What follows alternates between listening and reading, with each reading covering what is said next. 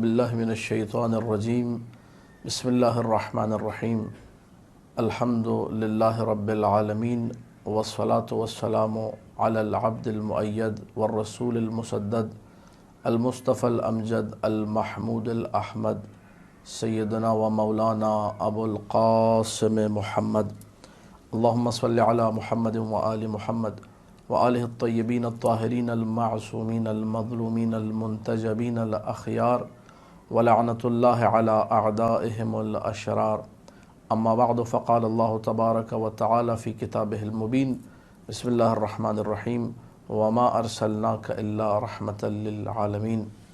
ناظرین گرامی قدر، خداوند متعال نے جس ہستی کو 17 ربیع الاول عام الفیل والے دن بھیجا، اس ہستی کو ان معجزات کے ساتھ بھیجا کہ جو معجزات ایسے تھے کہ آج تک کتب میں ان معجزات کا جب ذکر ہوتا ہے تو عقل انسانی حیران و پریشان رہ جاتی ہے۔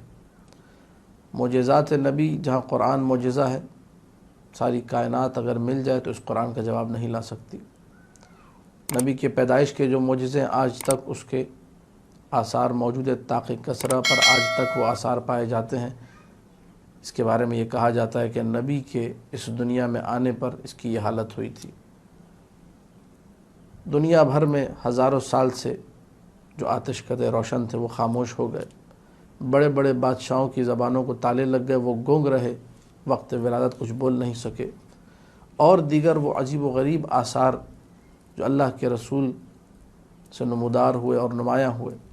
میں آج کے اس مختصر سے کلپ میں فقط وہ معجزات ذکر کروں گا کہ جن کا تعلق میرے نبی کے بدن اطہر سے ہے۔ توجہ فرمائیے گا کہ اگر یہ جملہ کہا جائے کہ نبی کے جسم کا ہر حصہ معجز نما ہے تو غلط نہیں ہے۔ ہر حصہ، بال ہو یا کھال ہو، سر ہو یا دھڑ ہو، ہاتھ ہو یا پیر ہو، ہر حصہ جو ہے معجز نما ہے۔ سر کو اگر ہم لوگ دیکھیں، سر سے بات کو شروع کرتے ہیں، تو نبی کے سروں پر جو بال ہیں ان کا معجزہ یہ ہے کہ وہ کبھی آگ میں جل نہیں سکتے۔ معصومین کے پاس جب یہ دعویٰ لایا گیا کہ کوئی شخص یہ کہہ رہا ہے کہ ہمارے پاس اللہ کے رسول کے بال ہیں، تو فوراً آگ منگوائی گئی اور آگ میں ڈال کر چیک کیا گیا۔ اس میں سے کچھ بال جل گئے، کہا یہ نبی کے نہیں ہیں، اور جو نہیں جلے کہا ہاں یہ بال نبی کے ہیں۔ یہ نبی کے بالوں کا معجزہ ہے۔ نبی کی پیشانی کا معجزہ یہ ہے کہ رات کی تاریکی میں جب گھٹا ٹوپ اندھیرا ہوتا تھا، جب ہاتھ سجھائی نہ دے، ایسے میں نبی کی پیشانی سے وہ نور ساطع ہوتا تھا کہ جو اس تاریک رات میں ایک چراغ کا کام کرتا تھا۔ نبی کی آنکھوں کا معجزہ یہ تھا کہ جس طریقے سے یہ آنکھیں آگے دیکھتی تھی بالکل ویسے ہی پیچھے بھی دیکھتی تھی۔ نبی کے کانوں کا معجزہ یہ تھا کہ جس طریقے سے حالت بیداری میں یہ کان سنتے تھے بالکل ویسے ہی حالت خواب میں، نیند کے وقت، سوتے وقت بھی کان ویسے ہی سنا کرتے تھے۔ نبی کی زبان کا معجزہ یہ تھا کہ اس زبان سے اگر کسی کو کہہ دیا من انا، اب چاہے وہ جانور ہو، چاہے وہ چرند ہو، چاہے وہ پرند ہو، چاہے وہ جمادات میں سے کیوں نہ ہو، پتھر ہی کیوں نہ ہو، کائنات کے ذرے ذرے سے آواز آتی تھی انت رسول اللہ، آپ اللہ کے رسول ہیں۔ یہ اثر تکوینی اس زبان کا، یہ طاقت اس زبان کی، یہاں تک کہ بعض معجزات کی کتب میں یہ معجزہ بھی ذکر ہے۔ الثاقب فی المناقب، جس کا نام ہے ابن حمزہ طوسی نے اس کتاب کو لکھا، کہ ایک دن اللہ کے رسول سے آ کر امیر المومنین نے یہ شکایت کی کہ ہم لوگ جو ہے اس غزوے میں ہیں اور پانی ہمارے پاس ختم ہو چکا ہے۔ تو اللہ کے رسول نے ایک صخرے، ایک بڑے پتھر کی طرف اشارہ کر کے کہا کہ یا علی، اس پتھر سے جا کے صرف اتنا کہو کہ انا رسول و رسول اللہ الیک، میں اللہ کے رسول کا قاصد ہوں تمہاری طرف، اور ہمیں اس وقت پانی کی ضرورت ہے۔ مولا علی نے جیسے ہی اللہ کے رسول کا یہ پیغام پہنچایا، فوراً اس پتھر سے مولا علی کی تعبیر کے مطابق جس طرح اونٹنی کے تھن ہوتے ہیں ویسے تھن نمودار ہوئے، اور اتنا میٹھا پانی لوگوں کے لیے جاری ہوا کہ سب کے سب سیراب ہو گئے۔ نبی کی زبان کے گرد جو رطوبت ہے، اس کو لعاب دہن کہا جاتا ہے، اس کا معجزہ یہ ہے کہ مولا متقیان کی آنکھوں میں جب آشوب چشم ہوا، مولا متقیان کی آنکھیں جب اس مرض میں مبتلا ہوئی، اس بیماری میں، تو اللہ کے رسول کے لعاب دہن سے امیر المومنین کی آنکھیں بھی ٹھیک ہو گئیں۔ ہاتھوں کا معجزہ اگر دیکھنا ہے تو جس مرض پر یہ ہاتھ پڑ جائے اس کو ہمیشہ کے لیے شفا مل جاتی ہے۔ جنگ احد کا واقعہ ہے کہ ایک صحابی کی جو ہے آنکھ زخمی ہو گئی، اور زخمی اس طریقے سے ہوئی کہ آنکھ اندر سے باہر آ گئی، تو اپنی آنکھ کو ہاتھ میں لیے آیا، یا رسول اللہ میری زوجہ مجھ سے نفرت کرنے لگی ہے اور مجھے اس حالت میں قبول نہیں کرتی۔ تو اللہ کے رسول نے اپنے ہاتھ سے اس آنکھ کو لیا اور ویسے ہی واپس لگا دیا۔ یہ آنکھ جب دوبارہ دست نبی پر آنے کے بعد اپنے مقام پر گئی ہے تو اتنی حسین ہو گئی، اتنی خوبصورت ہو گئی کہ لوگ اس کی آنکھ کو دیکھنے کے لیے مختلف مقامات سے آیا کرتے تھے۔ ایک آنکھ اس کی عادی تھی جیسے پہلے تھی، لیکن یہ آنکھ جس پر نبی کا ہاتھ پڑا تھا یہ اتنی حسین، اتنی خوبصورت، اتنی پیاری ہو چکی تھی کہ لوگ دیکھنے آیا کرتے تھے۔ اس کا حسن، اس کی ضیاء، اس کی چمک، اس کی دمک دیکھنے والی تھی۔ امیر المومنین کو جب 80 یا 81 کے قریب زخم آئے جنگ احد میں، اور ان زخموں کے بارے میں ارشاد میں شیخ مفید نے لکھا، علامہ مجلسی نے بہار میں لکھا کہ زخم ایسے تھے کہ ایک زخم کو بند کرنے لگو دوسرا زخم کھل جاتا تھا، دوسرے کو بند کرو پہلے والا کھلتا تھا، تیسرا والا کھل جاتا تھا۔ گہرے زخم اور بڑے زخم۔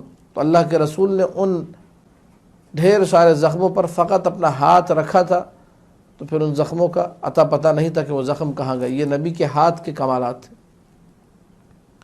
جابر ابن عبداللہ انصاری نے آ کر شکایت کی کہ یا رسول اللہ، ہمارے علاقے میں جو کنواں تھا پانی کا، جس سے پورا قبیلہ، ہمارا پورا علاقہ پانی پیا کرتا تھا، میٹھا پانی خشک ہو چکا ہے، ہمارے پاس پینے کو پانی نہیں۔ تو اللہ کے رسول نے تھوڑا سا پانی منگوایا اور اس میں اپنے قدمہائے مبارک کو دھویا، اور وہ تشت جس میں رسول کے پاؤں سے نکلا ہوا پانی، جس کو ہم لوگ دھوان اردو میں کہتے ہیں، اس دھوان، اس غسالے کو کہا کہ جا کے اس کنویں میں ڈال دو۔ یہ نبی کے قدموں کا کمال ہے۔ تو فوراً جس کنویں میں پانی ڈالا گیا جو کہ نبی کے قدموں سے مس ہو کر آیا تھا، اس سے پانی ابلنے لگا اور میٹھا پانی ابلنے لگا۔ یہی قدم جب قبیلہ بنی سعد کی سرزمین پر پڑے تھے تو ہر جگہ ہری بھری ہو گئی تھی۔ یہ نبی کے جسم کے میں نے مختصر آپ کے سامنے کمالات و معجزات ذکر کیے۔ کلی طور پہ اگر بدن کو دیکھا جائے تو چونکہ یہ بدن نورانی بدن ہے، یہ بدن اللہ کا نور ہے، لہذا اس کا سایہ نہیں ہے۔ نبی کے بدن پہ اگر آفتاب کی تمازت میں بھی اس کو کھڑا کر دیا جائے، نہ ادھر نہ ادھر، نہ دائیں نہ بائیں، کہیں سایہ نظر نہیں آتا۔ نبی کے بدن کا کمال ہے۔ اگر نبی کا بدن سفر کر رہا ہے تو مسلسل سر کے اوپر ایک بادل کا سایہ رہا کرتا تھا جو نبی کو آفتاب کی تمازت سے بچائے۔ نبی کا اپنا کوئی سایہ نہیں، لیکن نبی کو ایک لمحے کے لیے اذیت نہ ہو، نبی کے بدن پر مسلسل سایہ رہا کرتا تھا، بادلوں کا سایہ۔ دوسری طرف نبی کے بدن مبارک پر کسی مکھی کو بیٹھنے کی اجازت نہ تھی، کبھی زندگی بھر مکھی آپ کے بدن مبارک پر نہ بیٹھی۔ قاضی عیاض نے الشفا فی حقوق المصطفیٰ میں لکھا ہے، خصائص کبریٰ میں جلال الدین سیوطی نے لکھا ہے، ہمارے علماء نے اپنی دیگر مناقب کی کتابوں میں لکھا ہے کہ یہ نبی اکرم کے بدن کے معجزات تھے۔ اس کا بدن ایسا ہو، اس کی روح کیسی ہوگی، اس پہ توجہ کرنے کی ضرورت ہے۔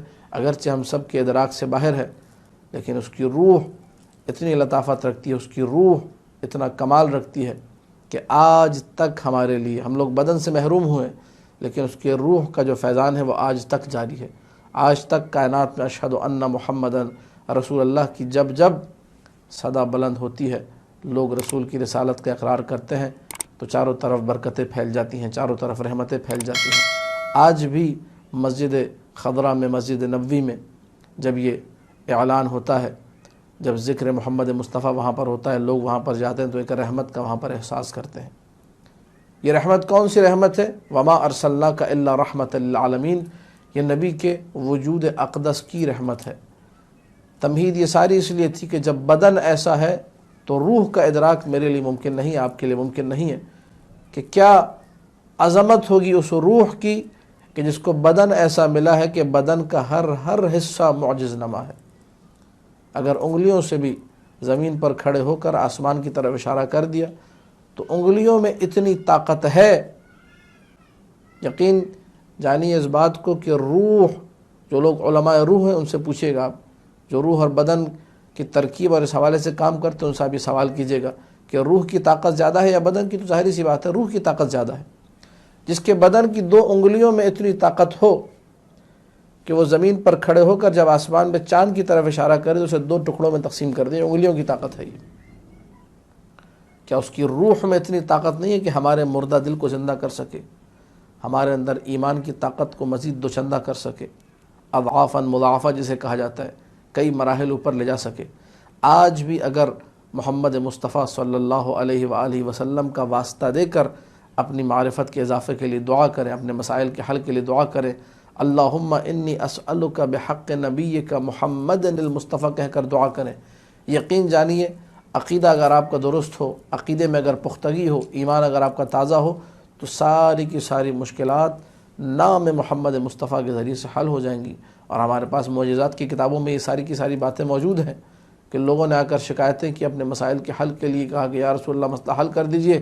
اللہ کے رسول نے جہاں مسئلے لوگوں کے مختلف طریقوں سے حل کیے، وہاں ایک طریقہ یہ بتایا، کہا کہ جاؤ اچھے طریقے سے وضو کرو، مصلی بچھاؤ، 2 رکعت نماز رب کی بارگاہ میں ادا کرو۔ جب 2 رکعت نماز ادا کر دی، نماز کے بعد ہاتھ اٹھا کر کہو اللہم انی اسألک بحق عبدک و نبیک محمد المصطفیٰ انی اتوجہ الیک بنبیک، بار اللہ میں نبی کو وسیلہ لے کر آیا ہوں، اس نبی کا واسطہ اس نبی کے صدقے میں مجھے دے دے۔ ادھر اس کی دعا مکمل ہوئی، ابھی مصلی نہیں سمیٹا تھا، اپنی جگہ سے اٹھا نہیں تھا کہ مسئلہ حل ہو چکا تھا، نابینا کو بینائی مل چکی تھی، جو برس کا مریض تھا اس کا برس دور ہو چکا تھا۔ کتنے ایسے معجزات ہیں۔ لہذا ضرورت اس امر کی ہے کہ وہ لوگ جو مقام محمد مصطفیٰ سے دور ہیں انہیں مقام محمد مصطفیٰ سے آشنا کیا جائے، ان معجزات کو ذکر کیا جائے، ان فضائل کو پڑھا جائے، ان سے شک کرنے والوں کا شک بھی دور ہوگا اور ہمارا ایمان بھی تازہ ہوگا۔ دعا ہے خداوند متعال سے کہ ہم سب کے علم و عمل و تقوی میں اضافہ کرے۔ وآخر دعوانا ان الحمد للہ رب العالمین۔